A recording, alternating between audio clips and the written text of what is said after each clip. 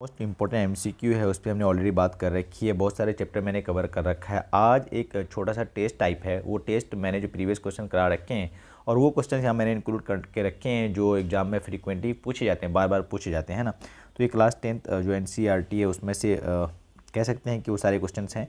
अब देखो पहला क्वेश्चन लिखा हुआ है कि सॉपोसिव पोषण के लिए आवश्यक है। अब ये वाला क्वेश्चन बार बार एग्जाम में रिपीटेड मोड में पूछा जाता है। इसकी फ्रीक्वेंसी हालांकि अब थोड़ी सी कम हो गई है क्योंकि ये क्वेश्चन बहुत बार ऑलरेडी पूछा जा चुका है।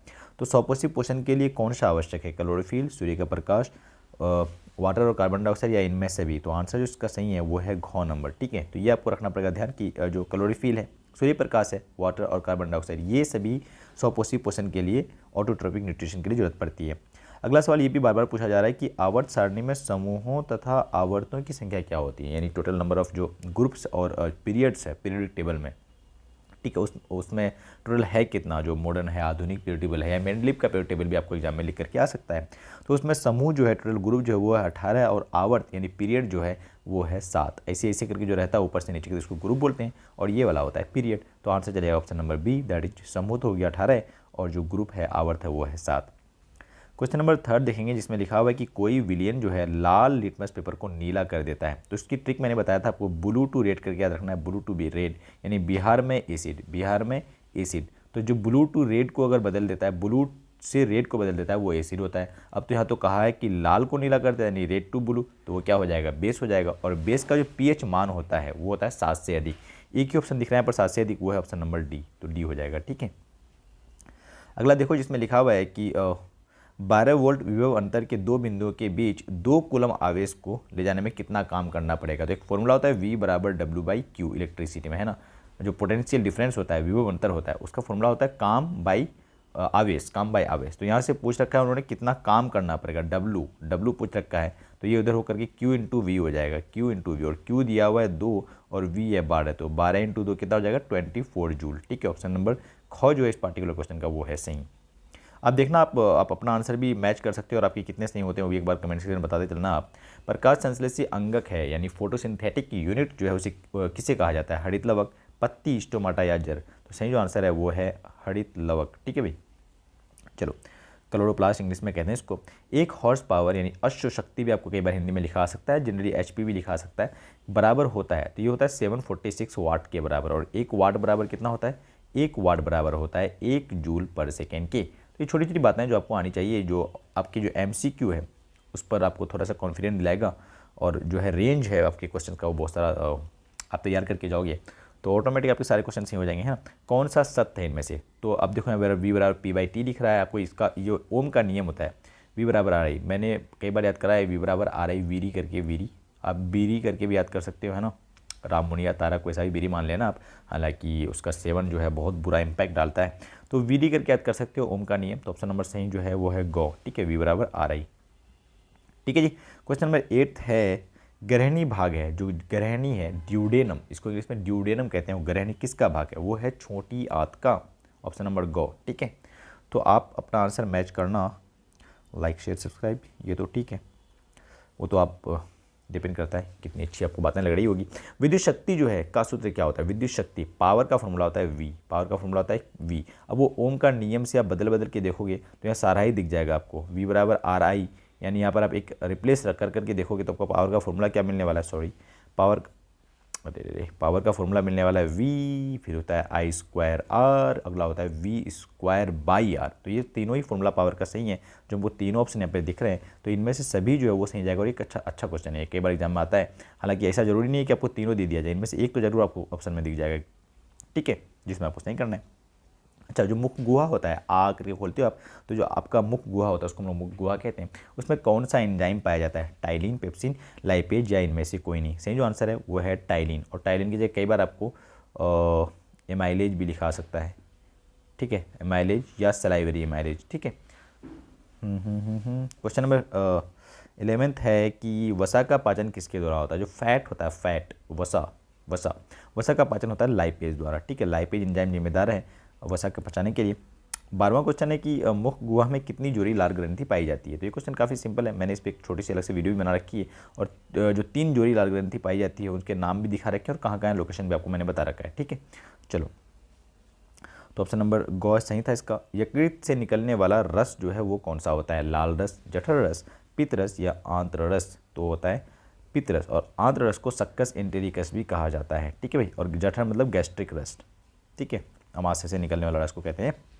अगला है क्वेश्चन, अब बाकी जो ऑप्शन दिए हैं उसके बारे में आपको थोड़ा थोड़ा जानकारी हो तो अच्छी बात होगी, वही मैं कह रहा हूँ। इससे बहुत सारे क्वेश्चन आपके कवर हो जाएंगे एक ही पार्टिकुलर वीडियो में। इनमें समानतः किसका उपयोग कोशिका द्वारा ऊर्जा उत्पादन के लिए किया जाता है? ऊर्जा आपको निकालना है और एनर्जी रिलीज़ करनी है, तो इनमें से कौन सा जो है वो यूज़ में आता है? वो आंसर जो है वो है ग्लूकोज, ठीक है। ग्लूकोज का ही तो इस्तेमाल करते हैं कोशिका में, फिर कोशिकीय शोषण होता है। कार्बनिक यौगिक में डैश बंधन पाया जाता है। जो कार्बनिक यौगिक होता है, एग्जाम्पल के लिए CH4 देख लो, तो CH4 जो जुड़ा रहता है वो 4 डंडा से, डंडा को बंधन कहते हैं ना, इंग्लिश में बॉन्ड कहता है। तो ये सब बॉन्ड जो है वो किस प्रकृति का है? तो आंसर है सहसंयोजी बंधन, सहसंयोजी बंधन, ठीक है। तो देख लो, जैसे ये मैंने मीथेन बना रखा है, तो मीथेन में टोटल नंबर ऑफ सहसंयोजी बंधन कई बार एग्जाम में पूछ लेता है, तो 1 2 3 4, ठीक है। तो आप ऐसे भी ध्यान रख सकते हो। अगला है, मनुष्य में सांस लेने और छोड़ने की क्रिया को क्या कहते हैं? आप जब सांस लेते हो और फिर सांस छोड़ते हो, इस क्रिया को श्वसन नहीं कहते हैं, इस क्रिया को श्वसन नहीं कहते हैं, ध्यान रखना। आप जो सांस लेते हो और छोड़ते हो उसको श्वसन नहीं कहते हैं, उसको श्वास उच्छ्वास कहते हैं। श्वसन फिर क्या है? श्वसन की क्रिया कोशिका में होती है, ठीक है। अब ये डिटेल में यहाँ समझा नहीं सकता मैं। अगला देखो, धातु के वेल्डिंग में प्रयोग होने वाली कौन सी गैस होती है? ऐसी कौन सी गैस है जो धातु की वेल्डिंग में प्रयोग होती है? ये वाला क्वेश्चन भी एग्जाम में कई बार फ्रीक्वेंटली पूछा जाता है। सही जो आंसर है वो है एसीटिलीन। क्या है? एसीटिलीन। इसका फॉर्मूला होता है H2C2, ठीक है। इसको IUPAC में इसका इथाइन नाम है, तो आपको इथाइन भी ऑप्शन में दिख सकता है, इथाइन या इथाइन भी लिख देते हैं कई लोग, कई बार इन लोग, ठीक है। इंग्लिश में देख लो, वैसे पेपर में आपको इंग्लिश भी लिखा मिलेगा इथाइन, और फॉर्मूला क्या मिल गया आपको? C2H2, ठीक है, अल्काइन समूह का पहला मेंबर। अगला देखो, प्रयोगशाला में संश्लेषित पहला कार्बनिक यौगिक कौन सा था? प्रयोगशाला में सबसे पहले जो कार्बनिक यौगिक बनाया गया था उसका नाम था यूरिया। क्या नाम था? यूरिया। और बनाया कौन था? एक साइंटिस्ट का नाम था वोलर। क्या नाम था साइंटिस्ट का? वोलर। और ये वोलर जो साइंटिस्ट था वो था बर्जीलियस का स्टूडेंट, और बर्जीलियस बोल दिया था कि नहीं बनाया जा सकता है, आपको जो है प्रयोगशाला में कभी भी आप ऑर्गेनिक कंपाउंड यानी कार्बनिक यौगिक नहीं बना पाओगे, पर बर्जीलियस का ही स्टूडेंट था वोलर, वो बना दिया था, है ना। तो वो है यूरिया का फॉर्मूला NH2CO NH2, यूरिया है इसका फॉर्मूला का, सॉरी यूरिया का फॉर्मूला पर लिखा हुआ है NH2CO NH2, ठीक है। चलो मैं जल्दी जल्दी बोल रहा हूँ क्योंकि 50 question we have to cover ना, इसलिए।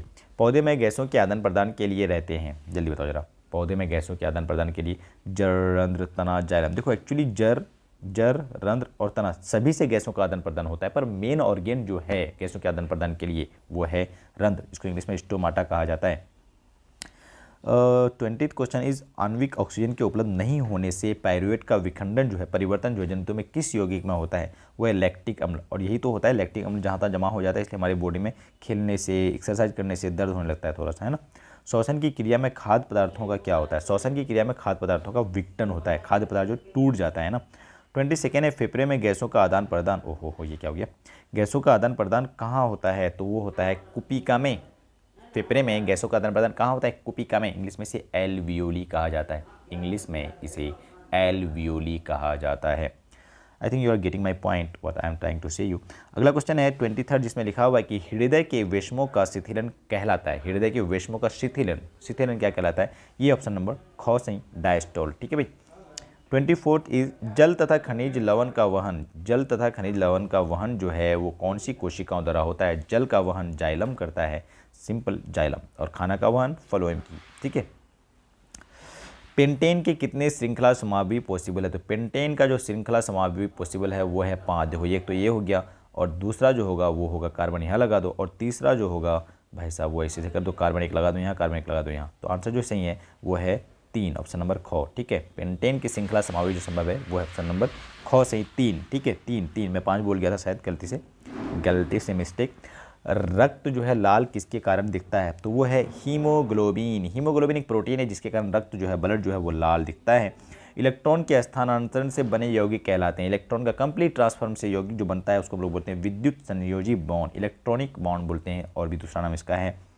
मनुष्य का जो हृदय प्रति मिनट कितनी बार धड़कता है? तो मनुष्य का जो हार्ट है वो प्रति मिनट 1 मिनट में 72 टाइम्स नियरली धड़कता है। अगर आप दौड़ोगे तो थोड़ा ज़्यादा धड़क लेगा, है ना, और रिलैक्स मोड में रहोगे तो हो सकता है 67-68 बार भी धड़के। तो टेंशन मत लेना कि 67 बार तो धड़क रहा है, मर मुर तो नहीं जाएंगे, नहीं भाई, जब मौत आएगी तभी मरोगे, मतलब सबके लिए बात है ये तो। फेफड़े में शुद्ध होने के बाद रक्त हृदय के किस कोष्ठ में आता है? तो देखो हृदय ये रहा, हृदय के कौन सा कोष्ठ? देखो ये नीचे वाला पोर्शन को निलय बोलते हैं, ऊपर वाला पोर्शन को अलिंद बोलते हैं, ठीक है। और ये हो गया राइट और ये हो गया लेफ्ट, ठीक है। तो लेफ्ट को हिंदी में बायां बोलते हैं। तो देखो जो फेफड़ा है, इधर फेफड़ा ऊपर कहीं, यहाँ से साफ होने के बाद ना ब्लड यहाँ आता है, तो बायां अलिंद हो गया, ठीक है, लेफ्ट एट्रियम में, ठीक है भाई। चलो 30 देखो, रुधिर का जो यानी रुधिर मतलब ब्लड का तरल माध्यम क्या है? तो वो प्लाज्मा है। रुधिर का तरल माध्यम जो है वो है प्लाज्मा। आ रहा है समझ? आपका सही हो रहा है कि नहीं ये मुझे तो पता नहीं चल पा रहा है, पर आप देखना, खुद को जांचना है ना, खुद को जांचना। वृक्क किस जैव पर्म का हिस्सा है? वृक्क मतलब किडनी, वो है उत्सर्जन, श्वसन, पोषण या परिवहन? Correct answer of this particular question is option number क, दैट इज उत्सर्जन। क्वेश्चन नंबर 32 है कि निम्न में अल्कोहल समूह कौन सा है? तो अब अल्कोहल पहचानते हुए आना चाहिए, वो है ऑप्शन नंबर क OH, और ये जो दिख रहा है ये है एल्डिहाइड, और ये है कार्बोक्सिलिक एसिड, और ये है अमीन ग्रुप, ठीक है, अमीन। मनुष्य में रुधिर क्षमता है, मनुष्य में जो रुधिर क्षमता है वो कहाँ? फेफड़े में, बोमन संपुट में, मूत्रवाहिनी में, इनमें से कोई नहीं। तो वो है बोमन्स संपुट, इसको इंग्लिश में कहा जाता है बॉमन्स कैप्सूल। मनुष्य का मुख्य नाइट्रोजन उत्सर्जित पदार्थ कौन सा है? अमोनिया, यूरिया, यूरिक अम्ल, इनमें से कोई नहीं। आंसर जो सही है वो ऑप्शन नंबर ख, दैट इज यूरिया। बस 16 क्वेश्चन रह रहे हैं, फटाफट देख लेते हैं। वृक्क की क्रियात्मक एवं संरचनात्मक इकाई किसे कहते हैं? तो वृक्क की क्रियात्मक एवं संरचना यानी किडनी का वो है नेफ्रॉन। क्या है? नेफ्रॉन, ठीक है। वृक्क, हाँ सही बोलो ना, बिल्कुल सही। अगला सिलिकन क्या है? तो सिलिकन एक धातु है, अधातु है, उपधातु है, इनमें से कोई नहीं। आपको सिलिकन और जर्मेनियम के बारे में जानकारी होनी चाहिए कि ये दोनों का दोनों है उपधातु। वैसे तो सारा ये देखो, ये टीपो, सब, एज, सी, एट, जर्मेनियम, भाई साहब, तो ये सारे के सारे जो है ये है आपके उपधातु आई गेस। अजान इज गोइंग ऑन, तो what should I do right now? ठीक है, अगला है CHO अभिक्रिया मूलक को कहते हैं। क्या लिखा हुआ है भाई? लको क्या हो गया ये? कर दी मैंने गलती, हो जाती गलती हो ही सकती है। Mistakes are committed by all. अगर गलती नहीं होगी तो बताओ कैसे इंसान हो। CHO अभिक्रिया का मूलक को कहते हैं, CHO अभिक्रिया मूलक को कहते हैं, लको गलत हो गया है, ठीक है। अल्कोहल, कार्बोक्सिलिक, अभी तो बताया मैंने, CHO कीटोन होता है, सॉरी एल्डिहाइड होता है। CHO क्या होता है? एल्डिहाइड। ऑप्शन नंबर जो डी है वो सही है। क्या हो गया जी? 38 देख लो, बस 12 रह गए। और ये क्वेश्चन भी कई बार एग्जाम में पूछता है कि एक्वारेजिया जो है, एक्वारेजिया शाही जल, इसमें HNO3 और HCl का अनुपात क्या होता है? तो मैं कई बार बताता हूँ कि यहाँ हाइड्रोजन, क्लोरीन, कार्बन और क्या लिखा हुआ भाई? L, ठीक है। HCl वैसे तो ये 3 नंबर है, तो ये इसको 3 दे दो, और ये जो बचा हुआ 12 इसको 1 दे दो, ठीक है। वैसे यहाँ 3 है तो यहाँ 3 नहीं होगा, और तो HNO3 1 होगा और HCl 3 होगा, तो 1/3, ख नंबर सही है।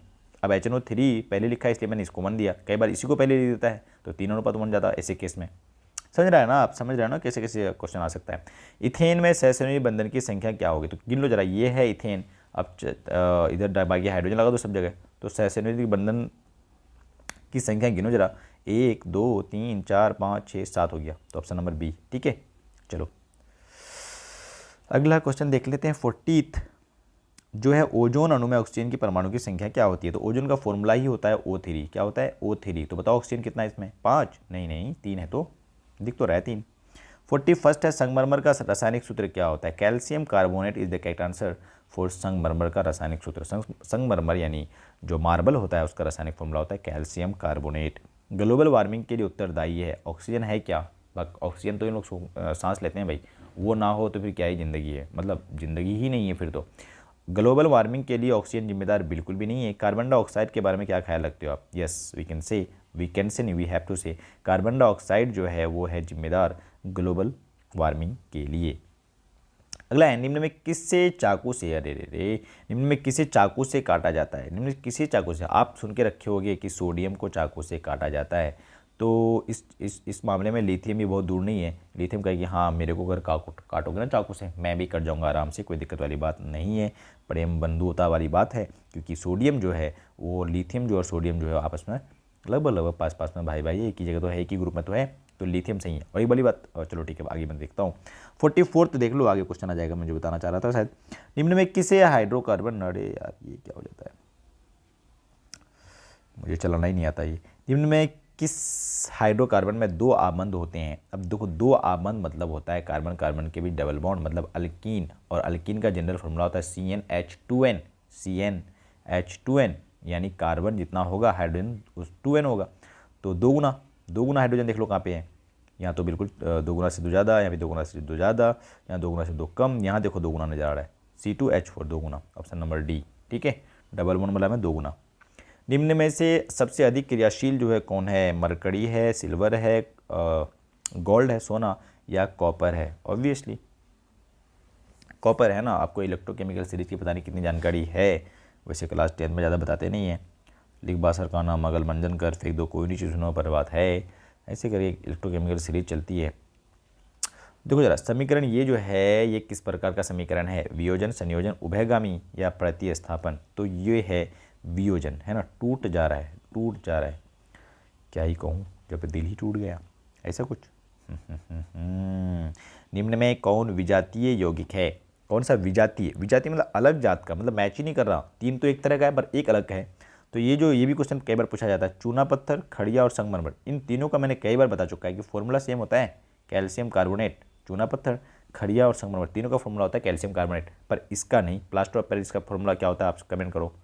कमेंट भी नहीं कर पाओगे शायद, लंबा चौड़ा तो है, ज़्यादा लंबा वैसे नहीं है। प्लास्टर ऑफ पेरिस, ठीक है।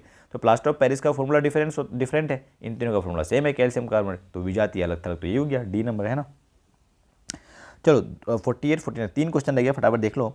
कौन सा धातु कमरे के ताप पर द्रव होता है? द्रव यानी लिक्विड कौन सा इनमें से है जो कमरे के यानी रूम टेम्परेचर यानी 27 डिग्री, 28 डिग्री, 25 डिग्री, 25 से 30 डिग्री के बीच ना वो लगभग मतलब 25 से 30 डिग्री के बीच आपको वो जो है ना लिक्विड अवस्था में मिल जाएगा। ठीक है, कौन सा है? पारा, ब्रोमीन, अल्मोनियम या इनमें से भी? तो अल्मोनियम आपने देखा होगा वो लिक्विड में तो रहता नहीं है। दो क्वेश्चन में झगड़ा है, पारा भी और ब्रोमीन भी, ये दोनों ही रहता है लिक्विड अवस्था में। पर खूबसूरत बात ये है कि पारा जो है वो धातु है और ब्रोमीन जो है वो है अधातु। तो काफ़ी अच्छा क्वेश्चन हो जाएगा यहाँ से कि कौन सा अधातु कमरे के ताप पर, अधातु पूछ रखा तो ब्रोमीन, धातु पूछता कौन सा धातु तो हो जाता पारा। ठीक है, और ऐसा क्वेश्चन पूछता कि कौन सा इनमें से बताइए कि लिक्विड अवस्था में पाया जाता है, और ये दोनों नाम दिए, ऑप्शन नंबर सी में उसको देना पड़ेगा ए एंड बी बोथ। ठीक है, ए एंड बी दोनों, तो ऑप्शन नंबर यहाँ जो जाएगा क्योंकि अधातु पूछा है तो ब्रोमीन से ही जाएगा। और ब्रोमीन का परमाणु संख्या बताओ, जल्दी जल्दी बताओ, 35 ना। चलो 49 देख लो। ऑक्सीजन के दो परमाणु के बीच कितने आबंध पाए जाते हैं? क्या क्वेश्चन पूछ दिया, सही तो काफ़ी सिंपल है। ऑक्सीजन तो ऐसे बनता है ना भाई, O2, कितने बंधन दिख रहे हैं? 2। तो पूछता है एकदम ऐसा simple question. Last question for today and the question is, इनमें से किसे केरोसिन में डुबा कर रखा जाता है? तो इस पार्टिकुलर क्वेश्चन का मैं आंसर बताने से रहा। अगर आपने यहाँ तक वीडियो देखी है तो आपको आंसर करना ही करना चाहिए इसका कमेंट। ठीक है, आपको आना चाहिए। ठीक है, और मैं एक बात चलो बता दूँ क्या, आना चाहिए आपको। ठीक है, आप कमेंट कर लो। ओके, और जो अपना लिथियम है, लिथियम उसको ना केरोसिन में उसको भी डुबाने की कोशिश करी गई थी, पर वो तैर के बाहर आ जा रहा था, तो इसलिए लिथियम को दबा के रखा जाता है मोम में। ओके, चलो बहुत अच्छी बात अच्छी लगी है तो बात वीडियो को लेना लाइक, चैनल को कर लेना सब्सक्राइब। चलो यार ये सब बोलना भी नहीं था। Okay bye bye, see you take care, अपना बहुत रखा